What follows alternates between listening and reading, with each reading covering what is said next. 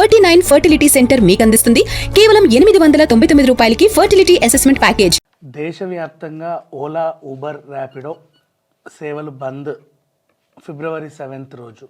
ఆ రోజు వాళ్ళు పెద్ద స్ట్రైక్ చేస్తున్నారు. ద రీజన్ కస్టమర్ దగ్గర నుంచి ఎంత వసూలు చేస్తున్నారో మాకు తక్కువ ఇస్తున్నారు, మాకు పెట్రోల్ కాస్ట్ ఎక్కువ అవుతుంది, సరిగ్గా బుకింగ్స్ నిలవట్లేదు, మమ్మల్ని కాంపిటీషన్ ఎక్కువైపోయింది, ఎవరి వాళ్ళ సొంత వెహికల్స్ ఎక్కువైపోయాయి, ఉచిత బస్సులు కూడా వచ్చేసరికి చాలామంది మాకు తగ్గిపోయారు, మరి మా పరిస్థితి ఏంటి అనేది వీళ్ళ డిమాండ్. ఇది పక్కన పెడితే అమిత్ షా గారు రీసెంట్లీ ఒక భారత్ ట్యాక్సీ యాప్ని ప్రవేశపెట్టారు. ట్రయల్ రన్ పూర్తయింది 2 స్టేట్స్లో. ఇప్పుడు మొత్తం కంట్రీ వైజ్గా అది వస్తుంది. దీంట్లో బెనిఫిట్స్ ఏంటంటే డైరెక్ట్ డ్రైవర్సే యజమానులు. అంటే యాప్ డౌన్లోడ్ చేసుకున్నామా, మనం బుక్ చేసిన ఫుల్ అమౌంట్ అబ్బాయికి వెళ్ళిపోతుంది. ఇంకా మధ్యలో మధ్యవర్తులు ఇలాంటి వాళ్ళు ఎవ్వరూ ఉండరు. మిగతాది ఏమైనా ఉంటే గవర్నమెంట్ చూసుకుంటుంది. అయితే ఇక్కడ విషయం ఏంటంటే అరే బాగానే ఉంది కదా అని అనుకుంటాం. దీనివల్ల అడ్వాంటేజెస్ ఉంటాయి, డిసడ్వాంటేజెస్ ఉంటాయి. ప్రైవేట్ రంగాన్ని ఎప్పుడు కూడా మనం తక్కువ చేసి చూడకూడదు, ఎందుకంటే బోల్డంతమంది ఎంప్లాయీస్ని కోల్పోవాల్సి వస్తుంది. విషయం ఏంటంటే ఇప్పుడు వీళ్ళు ఆలోచిస్తున్నారు కేవలం మనం బుక్ చేసుకుంటే వచ్చే డ్రైవరు ఎక్కే మనిషి గురించే. కాకపోతే ఇదంతా కూడా ఒక సాఫ్ట్వేర్ ఆఫీస్లో మెయింటైన్ అవుతూ ఉంటుంది. అక్కడ వాళ్ళదంతా పద్ధతిగా మెయింటైన్ చేయాలంటే అక్కడ బోల్డంతమంది ఎంప్లాయీస్ ఉంటారు, వాళ్ళకి జీతాలు ఇవ్వాలంటే ఇక్కడ తీసుకోక తప్పదు. ఈ విషయం తెలియక వీళ్ళు గొడవ చేస్తున్నారు. వీళ్ళ గొడవను అర్థం చేసుకున్న ప్రభుత్వం ఏం చేసింది, గవర్నమెంట్ తరఫున ఒక యాప్ అనేది రిలీజ్ చేసింది. పాపం వీళ్ళ కష్టాలు చూడలేక. ఇప్పుడు దానివల్ల డిసడ్వాంటేజెస్ ఏంటంటే ఈ గవర్నమెంట్ ప్రవేశపెట్టే యాప్ని కూడా నడపడానికి మనకు సాఫ్ట్వేర్ రంగం కావాలి. ఇప్పుడు వాళ్ళందరూ గవర్నమెంట్ ఎంప్లాయీస్ అయిపోతారు.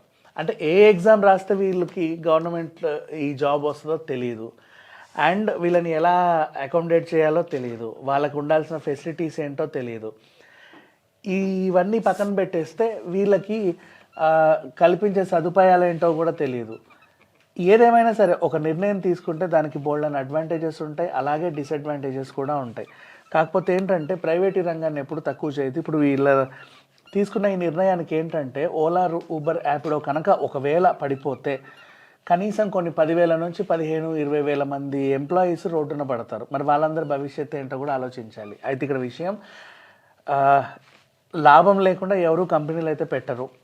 ఖచ్చితంగా లాభం కోసమే ఉంటుంది. వాళ్ళకి యాడ్స్ రూపంలోనో లేకపోతే ఇంకే రూపంలోనో డబ్బులు వస్తాయి. మీకు ఇచ్చే ఇంకా పెంచాలి అని అనుకుంటే కనుక దా రూపంలో వెళ్ళాలి తప్ప స్ట్రైక్ అనేది కరెక్ట్ కాదు. ఎందుకంటే ఒకరోజు స్ట్రైక్ చేస్తే ఏ సంస్థకైనా బోల్డ్ అన్ని కోట్లు నష్టాలను చూడాల్సి వస్తుంది.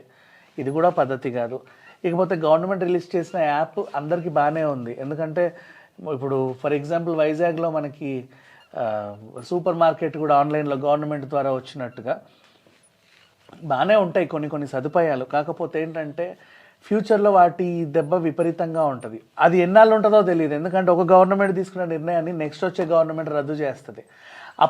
ఇప్పుడు పోయిన కంపెనీలు మళ్ళీ రావు, వాళ్ళు మళ్ళీ మొదటి నుంచి నిలుపుకుంటూ రావాలి, స్టెప్ బై స్టెప్ డెవలప్ అవుతూ రావాలి. అప్పటికప్పుడు అయ్యే పనులు కావు. ఈలోపు మార్కెట్స్ కూడా పడిపోతాయి, పెరుగుతాయి, ఏమవుతాయో కూడా తెలియదు. అందుకని చెప్తున్నా, మొత్తానికైతే ఓలా, ఊబర్, ర్యాపిడో సేవలు అయితే ఫిబ్రవరి 7th ఉండవు. మీకైతే చొక్కలే.